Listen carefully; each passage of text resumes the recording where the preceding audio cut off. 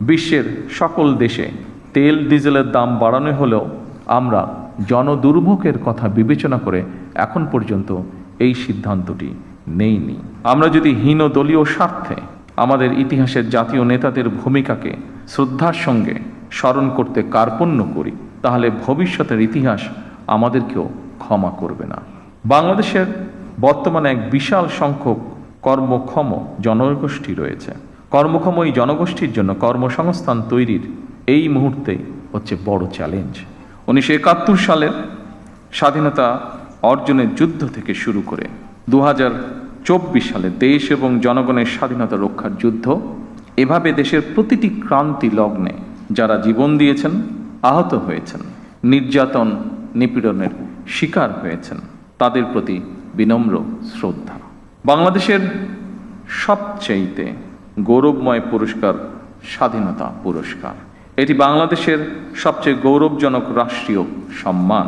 আমরা যদি হীন দলীয় স্বার্থে আমাদের ইতিহাসের জাতীয় নেতাদের ভূমিকাকে শ্রদ্ধার সঙ্গে স্মরণ করতে কার্পণ্য করি, তাহলে ভবিষ্যতের ইতিহাস আমাদেরকেও ক্ষমা করবে না।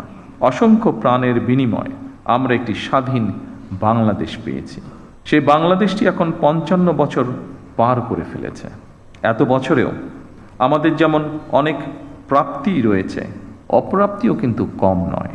সুতরাং আমাদের প্রত্যাশিত স্বনির্ভর সমৃদ্ধ বাংলাদেশ গড়তে হলে প্রতিশোধ, প্রতিহিংসা কিংবা অযথা বিতর্ক নয়।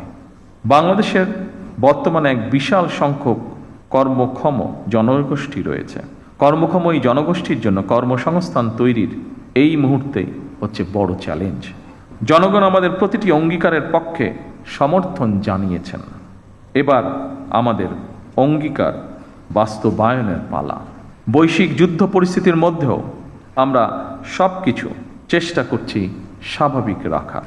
বিশ্বের সকল দেশে তেল ডিজেলের দাম বাড়ানো হলেও আমরা জনদুর্ভোগের কথা বিবেচনা করে এখন পর্যন্ত এই সিদ্ধান্তটি নেইনি। এই খাতে প্রতিদিন শত শত কোটি টাকা ভর্তুকি দিয়ে হলেও সরকার চেষ্টা করছে আন্তরিকভাবে পরিস্থিতি স্বাভাবিক রাখার।